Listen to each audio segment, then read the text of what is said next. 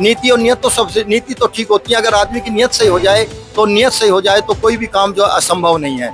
अब उसके लिए तो मैं कोई टीका टिप्पणी नहीं कर, हाँ, मैं नहीं कह सकता, मैं टीका टिप्पणी नहीं करूंगा। वो लेकिन 11 साल के इतिहास में जो मोदी जी बड़ी बड़ी बातें कह देते हैं और जगह जगह उनकी आवाज बुलंद होती है, क्या एक इतने बड़ी आबादी क्षेत्र में जहाँ 2 करोड़ की आबादी रहती है साहिबाबाद के अंदर, वहाँ एक सरकारी हॉस्पिटल नहीं दे पाए ये लोग? नहीं, उसके लिए तो है, वो खाली एक व्यक्ति जो है जिम्मेदार नहीं होता। तो जहाँ अगर एक व्यक्ति की हम बात करते हैं तो उसके लिए हम भी जिम्मेदार हैं। कुछ लोग ऐसे हैं कि हम अपनी इस बात से मैं सहमत हूँ। नहीं, क्या एक व्यक्ति जो है इसके लिए जिम्मेदार है नहीं है? क्योंकि मुख्यमंत्री एक ही व्यक्ति है ना। सरकार को ये सारी सुविधाएं प्रदान करनी चाहिए, जहाँ पर इतनी बड़ी आबादी का जहाँ क्षेत्र हो, जहाँ पर स्कूल की शिक्षा के केंद्र नहीं हो और जहाँ पर ऐसी कोई संस्था नहीं हो, अस्पताल ना हो, और जहाँ तक बात है कि छोटी छोटी डिस्पेंसरी तक नहीं हो, तो ऐसी सुविधा पर सरकार को विचार करना चाहिए। मैं सभी साथियों को नमस्कार, मैं अरुण कुमार, मैं भी लोनी गाजियाबाद के अंदर हूँ। और जो आप हमारे पीछे बैनर देख रहे हैं, SVBM इंटरनेशनल स्कूल, इस स्कूल के अंदर एक आयोजन हो रहा है। और ये किस तरीके का आयोजन है, किस तरीके का कार्यक्रम है, मैं आपको लेकर चलता हूँ अंदर स्थल तक। इस स्कूल के अंदर Narayan hospital and trauma centre के द्वारा की मुफ्त चिकित्सा शिविर का आयोजन, और ये आज सभी प्रकार की जो ऑपरेशन, डिलीवरी और इनसे संबंधित जो भी बीमारियां होती हैं इंसान की, इन सभी का इलाज आज के दिन यहाँ मुफ्त है। और ये जो गरीब समाज है, गरीब समाज को किस तरीके की ये सुविधाएं दे रहे हैं, इनको लेकर चलते हैं। तो यहाँ कैंप लग रहा है, कैंप आप देख रहे हैं। इस कैंप में जो सुविधाएं दी जा रही हैं, ये पेशेंट हैं और शिविर को लगाने के लिए जो डॉक्टर्स आए हैं, इसमें क्या क्या सुविधा मिल रही है, मरीजों से बात करते हैं। सर, ये जो आज ये कैंप लगा है, इसमें किस तरीके की सुविधाएं मिल रही है? इसमें हम आंखों का, दांत का, नाक, कान, गला, हड्डी रोग, हमारे सारे बहुत अच्छे अच्छे डॉक्टर लोग आए हैं सरकारी, जिसमें हम फ्री ऑफ कॉस्ट रखे हैं। तो गवर्नमेंट डॉक्टर भी आए हुए हैं? जी जी जी। कौन से हॉस्पिटल से हैं? ये सब जीटीबी हॉस्पिटल से। जीटीबी हॉस्पिटल का स्टाफ है? जी, गाजियाबाद, दिल्ली से बड़े बड़े। तो यहाँ जो आज सुविधाएं अच्छी है? अच्छी है सर। और लोगों से भी बात करते हैं इसकी। ये आज आप ट्रीटमेंट करा रहे हैं? हाँ, ट्रीटमेंट क्या सुविधाएं हैं आपको? आपको ये लिखी है, हमें दवाई लिखी है, दवाई लेने आए हैं। नहीं, यहाँ क्या दिखाने के लिए आए हैं? क्या चेकअप कराने के लिए आए थे? हाँ, चेकअप करवाने को, आंखों का चेकअप, वैसे दवाई खुजली उजली की। अरे हमारे सीनियर। जी सर, नमस्कार। आज आप लोग जो कैंप लगा रहे हैं, कैंप आयोजित कर रहे हैं, जी, इसमें लोगों को क्या क्या सुविधाएं दे रहे हैं? मैं सबसे पहले तो सभी लोगों को धन्यवाद देना चाहता हूँ जो हमारे कैंप में आए हैं। उनके लिए मैंने कैंप में सुविधाएं रखी है, जैसे ब्लड शुगर है, ब्लड प्रेशर है, और BP का है, आपका बच्चों के डॉक्टर भी हैं, दांतों के डॉक्टर हैं, आँख के डॉक्टर हैं। तो सारी सुविधाएं मैंने दी रखी हैं। और आने वाले समय में फ्री है, बिल्कुल फ्री। और आने वाले समय में मंडे से और फ्राइडे 5 बजे से और 8 बजे तक हमारे यहाँ OPD चालू होने वाली है, जिसका यही स्कूल SVBM, जी सर, SVBM इंटरनेशनल स्कूल में OPD चालू होने वाली है, जिसका फीस भी 100 रुपये ही होगी। और हमारे यहाँ जो हमारा नारायण हॉस्पिटल है भोपरा में, वहाँ भी 100 रुपये ही फीस है। तो मैं इस प्रकार से सुविधाएं प्रोवाइड करता हूँ। अगर कोई हमारे एम्बुलेंस की भी सुविधा व्यवस्था है, जैसे कोई आने में कोई दिक्कत है तो वो हम लोग बुलवा लेते हैं। जी सर, आप क्या कहना चाहेंगे इस बारे में? सर, आज की जो सुविधाएं मिल रही है, आज की सुविधाएं जो सर डॉक्टर धनंजय सर ने बहुत अच्छी सुविधा की है, और हॉस्पिटल भी इन्होंने अपना जो कर रखा, बहुत 100 रुपये फीस रखी है, और सभी को अच्छी तरह से देखते हैं लोग, बहुत अच्छी तरह से। इसमें और लोग भी आए हुए हैं, लोगों से बात करते हैं। सर, आप इस यहाँ इलाज कराने के लिए आए, चेकअप कराने आए? नहीं, मैं किसी और काम से आया। आप लोग सर यहाँ क्या कर रहे हैं? हम स्टाफ है। आप यहाँ पेशेंट बन गए हैं? नहीं, हम यहाँ काम करते हैं, स्टाफ है। नमस्कार सर, आइए उधर ही ले लेते हैं अंदर। जो आज ये कैंप लग रहा है, कैंप में आप कहाँ से आए हैं और अपना परिचय दीजिए। मैं यहीं से ग्राम टीला शहबाजपुर से ही आया हूँ और जिस विद्यालय में ये आपका कैंप लग रहा है इस विद्यालय के आप प्रबंधक हैं और भंवर सिंह आपका नाम है। तो अब तो इस तरीके के जो आयोजन आपने कराने की आज सोची और ये नारायण हॉस्पिटल के द्वारा, तो यहाँ की पब्लिक है उसको कितना फायदा होगा? देखिए, मैंने अभी पहले आप तक पढ़ा भी है, सुना भी है कि मैं सुनता था कि नर सेवा नारायण सेवा, तो उसको मैंने ध्यान में रखते हुए हमने सोचा कि क्यों ना हम अपना जो जीवन हमें मिला है इस सूक्ष्म जीवन में हम जितना बेहतर कुछ कर सके समाज के लिए तो उतना हमने करें।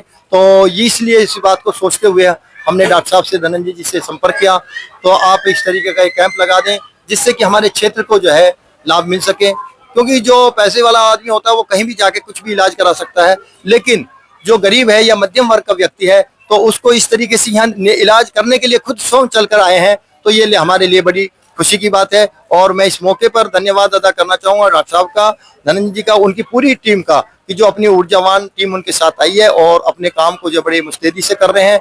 और यहाँ जो डॉक्टर्स हैं वो अलग अलग रोग के जो विशेषज्ञ आए हुए हैं और वो अपना काम बड़े अच्छे से कर रहे हैं, तो मैं उनका पुनः धन्यवाद अदा करता हूँ। और जैसा भी आपने कहा क्षेत्र की बात है, मैं तो इस क्षेत्र का धन्यवाद अदा करता हूँ। मैं इस क्षेत्र का ऋणी भी हूँ कि इस क्षेत्र ने मुझे बहुत कुछ दिया है, मुझे सामाजिक रूप से, राजनीतिक रूप से भी मुझे इस क्षेत्र ने बहुत कुछ दिया। तो मैंने हमेशा समझा। सर, मैं ये जानना चाहता हूँ कि गवर्नमेंट का कितना योगदान रहा अब तक? क्या इस क्षेत्र में कोई गवर्नमेंट ने अपना हॉस्पिटल खोला? देखिए, अभी वही तो सबसे बड़ी बात है कि हमारे यहाँ इस क्षेत्र में जो है सरकारी कोई ऐसा अस्पताल नहीं है, और यदि कहीं अस्पताल है तो वो उस स्थिति में नहीं है जिससे कि उनको जो है माकूल इलाज समय पे मिल सके। तो इसलिए ये हमारे डॉक्टर साहब ने अपना जो ये रखा है और इन लोगों ने भी अपना जो एक है जो अस्पताल खोलने की अभी बात रखी है, तो मैं उम्मीद और आशा भी करता हूँ कि वो उसमें भी जो है लोगों की उसी भाव से सेवा करेंगे कि जिससे कि जो इलाज हर गरीब व्यक्ति तक पहुंच सके। और यही हमारा भी मकसद है कि इस तरीके के आज ही नहीं, अगर आगे इससे भी बेहतर होगा तो हम उससे भी और बेहतर करने का प्रयास करेंगे। सर, गवर्नमेंट ऐसी सुविधाएं देना क्यों नहीं चाह रही? और ये प्राइवेट हॉस्पिटल जो कि Narayan hospital and trauma centre जो पब्लिक को जो एक मुफ्त में सुविधाएं दे रहा है, गवर्नमेंट इस काम को क्यों नहीं करना चाह रही?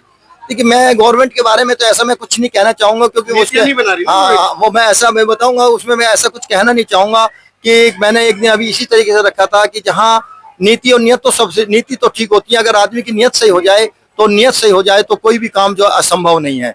अब उसके लिए तो मैं कोई टीका टिप्पणी नहीं कर, गवर्नमेंट की नियत हाँ, मैं नहीं कह सकता, मैं टीका टिप्पणी नहीं करूंगा। वो लेकिन 11 साल के इतिहास में जो मोदी जी बड़ी बड़ी बातें कह देते हैं और जगह जगह उनकी आवाज बुलंद होती है, क्या एक इतने बड़ी आबादी क्षेत्र में जहाँ 2 करोड़ की आबादी रहती है साहिबाबाद के अंदर, वहाँ एक सरकारी हॉस्पिटल नहीं दे पाए ये लोग? नहीं, उसके लिए तो है वो खाली एक व्यक्ति जो है जिम्मेदार नहीं होता, तो जहां अगर एक व्यक्ति की हम बात करते हैं तो उसके लिए हम भी जिम्मेदार हैं। कुछ लोग ऐसे हैं कि हम अपनी इस बात से मैं सहमत नहीं हूँ। नहीं। क्या एक व्यक्ति जो है इसके लिए जिम्मेदार है नहीं है? क्योंकि मुख्यमंत्री एक ही व्यक्ति है ना। सरकार को ये सारी सुविधाएं प्रदान करनी चाहिए जहाँ पर इतनी बड़ी आबादी का जहाँ क्षेत्र हो, जहाँ पर स्कूल की शिक्षा के केंद्र नहीं हो और जहाँ पर ऐसी कोई संस्था नहीं हो, अस्पताल ना हो, और जहाँ तक बात है कि छोटी छोटी डिस्पेंसरी तक नहीं हो, तो ऐसी सुविधा पर सरकार को विचार करना चाहिए। मैं सहमत नहीं हूँ कि सरकार ने जो है ना ये सुविधा नहीं दी। तो मैं 11 साल के पीरियड में आप इस एरिया में रहते हैं, 11 साल के पीरियड में कोई सरकारी स्कूल खुला? नहीं, स्कूल तो पहले ही हमारे यहाँ जितने स्कूल हैं वो हैं स्कूल, लेकिन प्राइवेट अधिकांश हैं ज्यादातर, क्योंकि उसमें जो है कहीं ना कहीं आज के जो लोग देख रहे हैं कि जो आज हमारी आधुनिक शिक्षा है वो हमें वहां से शायद सरकारी स्कूल से नहीं मिल पा रही है। इसलिए इसके लिए जिम्मेदार सरकार, उसके लिए एक मैं खाली एक नहीं, उसके लिए आवाज उठाने वाला भी होना चाहिए हमारे अंदर। बोलने से आप डर रहे हैं क्योंकि देखिए सरकार की नीतियां अगर देखी जाए, दिल्ली में आपके यहाँ से जो 5 किलोमीटर दूर अगर सरकार की नीतियां देखी जाए, और लोग बाग एडमिशन कराने के लिए तरस रहे हैं, और आपके 5 किलोमीटर दूर आ जाए आप गाजियाबाद क्षेत्र में, यहाँ कोई सरकारी स्कूल नहीं है। यहाँ सरकारी स्कूल में जान होने के बाद बच्चे जा नहीं रहे क्योंकि वहाँ फर्नीचर नहीं है, वहाँ जो है पंखे नहीं है, बिल्डिंग नहीं है, और सबसे बड़ी बात है कि टीचर नहीं है। तो ऐसा जो माहौल बना हुआ है, इस सरकार 11 साल के पीरियड में क्यों नहीं कर पाई? मैं वही अभी मैं कह रहा हूँ कि सरकार कहे उसके लिए कुछ हम भी जिम्मेदार हैं। हम लोग अपनी आवाज पीड़ा को हम उठाते नहीं है, और हम भी नहीं उठी आवाज। तो नहीं नहीं ऐसा नहीं है, गवर्नमेंट ने अपने आप करी है। नहीं नहीं नहीं, ऐसा नहीं है, ऐसा नहीं है। हाँ। बहन जी ने जिम्मेदार हो। आपके यहाँ उत्तर प्रदेश में बहन मायावती जी ने मुख्यमंत्री जी उस समय बनी थी, अपनी सरकार बनाई थी, तो इसी प्रदेश में 1 लाख से ज्यादा स्कूल खोले गए थे। बिल्कुल खोले थे, मैं सहमत हूँ इस चीज के लिए। लेकिन जो क्षेत्रीय प्रतिनिधि हैं उनको ये आवाज उठानी चाहिए, अपने क्षेत्र के बारे में सोचना चाहिए, उसके विकास के बारे में सोचे। ऐसी सुख सुविधाओं से संपन्न करने की जिम्मेदारी क्षेत्रीय प्रतिनिधियों की है। ये विधायक, सांसद और यहाँ के जो पार्षद लोग हैं, इनको सब कुछ पता है, क्योंकि वो इन्हीं लोगों के वोटों से जीतते हैं। तो इन लोगों की सुविधा के लिए यहाँ पर विद्यालय भी होना चाहिए, स्कूल खोलने चाहिए, अस्पताल भी होना चाहिए। ये सुविधाओं से संपन्न कराना चाहिए क्षेत्र को, तभी तो विकास होगा। ऐसे विकास थोड़ी होता है। अगर विकास की बात करी जाए तो विकास के लिए सबसे पहले शिक्षा का आधार चाहिए। जो आप इस स्कूल के चेयरमैन हैं, आपने चेयरमैन के रूप में आपने यहाँ के लोगों को जो सुविधाएं दी हैं वो सराहनीय है, लेकिन ऐसी सुविधाएं सरकार क्यों नहीं दे रही? मुख्यमंत्री जिसमें अखिलेश रहे तब भी कुछ टीचरों की भर्ती हुई, और बहन मायावती जी के टाइम तो जो सरकारी पदों की अपार भर्ती की गई, 23.5 लाख वैकेंसियां भरी गई। आज की सरकार 2300 वैकेंसी नहीं भर पा रही है। जो भी वैकेंसी आती है वो रद्द हो जाती है, क्यों? देखिए, मैं इस पे जो है कोई राजनीतिक टीका टिप्पणी नहीं करनी चाहूंगा, क्योंकि शिक्षा का और चिकित्सा का जो भाव है ये एक निस्वार्थ भाव होता है, और हम अपने मिशन को लेकर, जो हमारा मिशन है उसमें हम कायम है, लेकिन हमें राजनीति की उसमें मैं कोई टीका टिप्पणी नहीं करूंगा। सर, आप प्रोफेसर रहे हैं, जी सर। प्रोफेसर के रूप में आप कैसे देखते हैं शिक्षा को? क्या स्कूलों को बंद कर दिया जाए? नहीं सर, शिक्षित हो जाएगा ये समाज? मैं बताता हूँ। प्रधानमंत्री जी का जो नारा है कि विकसित भारत को विकसित भारत बनाना है, विकासशील भारत तो है, लेकिन विकसित भारत बनाने के लिए स्वास्थ्य, शिक्षा और संसाधन, स्वास्थ्य, शिक्षा और संसाधन तीनों का होना बहुत आवश्यक है।